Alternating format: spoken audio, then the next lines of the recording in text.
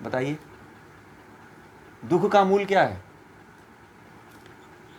हाँ, अज्ञानता। अज्ञानता, अज्ञानता के कारण ही सब दुख हो रहा है।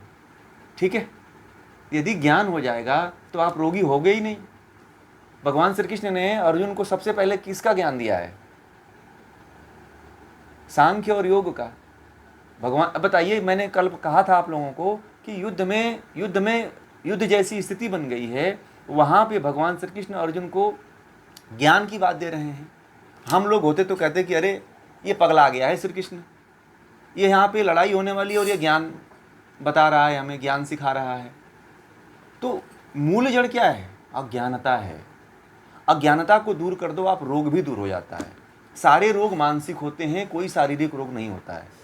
आप चरक संहिता पढ़ोगे, सुश्रुत संहिता पढ़ोगे, हमारे देश के जितने भी आयुर्वेदाचार्य हुए हैं वो यही कहते हैं कि रोग शारीरिक नहीं होता है। रोग क्या होता है? रोग मानसिक होता है। तो मन को ठीक कर लो आप। ठीक है, क्या करना है? मन को ठीक कर लो। मन को ठीक करने के लिए क्या है उपाय? ज्ञान प्राप्त करो। तो जो ज्ञानी हो जाता है वह रोग को स्वतः दूर कर लेता है। ये क्या है कि लोगों को ये भी अब मैं जो है ना, अब उसके पीछे नहीं जाना चाहता हूँ, नहीं तो लोग कहेंगे कि ये सबकी बातें एक कर दे रहे हैं। नहीं, मैं बता रहा हूँ ज्ञान भी जो है, यदि ज्ञान प्राप्त हो जाए तो लोगों को ये जो व्यायाम आजकल चल रहा है, व्यायाम नहीं करना पड़ेगा। ठीक है, मैं योग को व्यायाम कहता हूँ आज की भाषा में, समझ रहे हैं?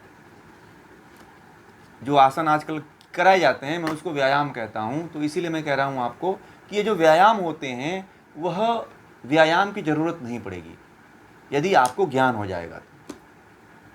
सभी दुखों का कारण जो है ज्ञान ही है, अज्ञानता ही है। जिसको ज्ञान हो जाता है वह सब कुछ दूर कर लेता है। इसलिए ज्ञान की तरफ दौड़ लगाइए, आत्मा परमात्मा की तरफ जाइए।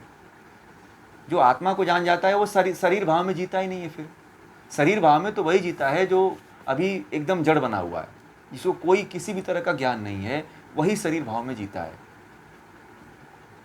ठीक है, तो हमें ज्ञान नहीं है, इसीलिए शरीर की हर एक वस्तु को हम देखते रहते हैं कि यहाँ पे काला पड़ गया, यहाँ पे तिल हो गया, यहाँ पे बाल सफ़ेद हो गए तो इसको हटाना है, कहीं खरोच आ गई तो उसको ठीक करना है।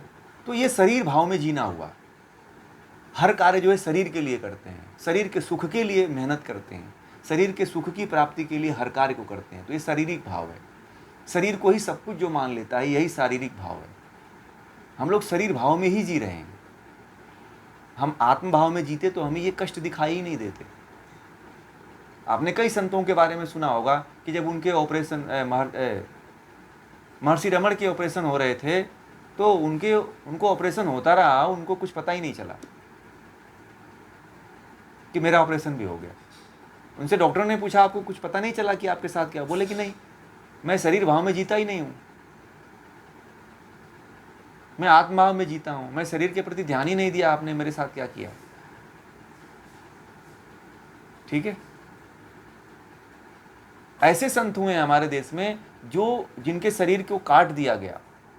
ठीक है, जिनके शरीर पे छेद करके वहाँ से मांस निकाल लिया गया, परंतु वह उनको पता तक नहीं चला कि हमारे शरीर से मांस निकाल लिया गया। क्यों? क्योंकि वह शरीर भाव से ऊपर उठ चुके थे। अब जो शरीर भाव में ज़्यादा जीता है उसको यही समस्या आती है, वह छोटी सी खरोच को भी नहीं देख पाता है। एक दांत में जो है ना तिनका लग जाए ना, घुस जाए, आम खाया हुआ है, आप उसका थोड़ा सा एक रेशा घुस जाए तो जीभ 24 घंटा उसी पे लगी रहती है कि कब निकले कब निकले। महसूस किया आप लोगों ने? किया है ना? तो ये शरीर का, यानी कि आप शरीर के एकदम निम्नतम धरातल पे हो। आप हर समय व्यक्ति शरीर की बात ही करता रहता है कि मेरा ये खराब हो गया, मेरा ये दर्द कर रहा है। आध्यात्मिक व्यक्ति इसे ऊपर उठ जाता है। रामकृष्ण परमहंस को कैंसर था, पता है आप लोगों को? आदि शंकराचार्य को सबसे बड़ा भगंदर रोग था। आदि शंकराचार्य की जो मृत्यु हुई थी भगंदर के कारण हुई थी, पता है आप लोगों को? जो बवासीर का बिगड़ा हुआ रूप होता है, ठीक है, वह भगंदर रोग था और उस कारण वो मर गए। कभी वो शरीर के ऊपर ध्यान ही नहीं दिए, वो शरीर से ऊपर जीते थे। वो आदि शंकराचार्य जो थे, रामकृष्ण परमहंस थे, उनको कैंसर था, वो कभी ध्यान ही नहीं दिए। कहते हैं कि जो है काली के पास बैठते थे तो उनके भक्त कहा करते थे कि अरे कभी कुछ कह दो कि मुझे ठीक कर दें। लोग कहते थे परंतु उनको लगा ही नहीं कि नहीं मुझे कोई रोग है, कोई व्याधि है। क्योंकि ये जो हमारे देश के ऋषि चाहे संत महात्मा रहे हैं, वो हमेशा शरीर से ऊपर उठ करके रहे हैं। शरीर उनके लिए प्राथमिकता नहीं होती। आम इंसान के लिए शरीर सब कुछ होता है। जिसको ज्ञान हो जाता है वो फिर शरीर से ऊपर जीने लगता है।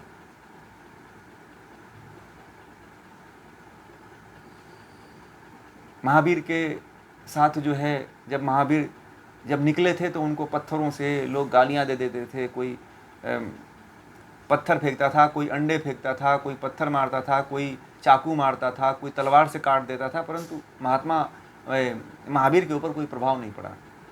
बुद्ध के साथ भी ऐसी घटना घटित हुई कई बार, परंतु ये लोग थे कभी शरीर भाव में जीते ही नहीं थे, हमेशा शरीर से ऊपर उठ करके जीते थे। ठीक है ना? तो शरीर से ऊपर उठिए और अज्ञानता को दूर करिए, सब कुछ सिद्ध हो जाएगा, सब कुछ प्राप्त हो जाएगा।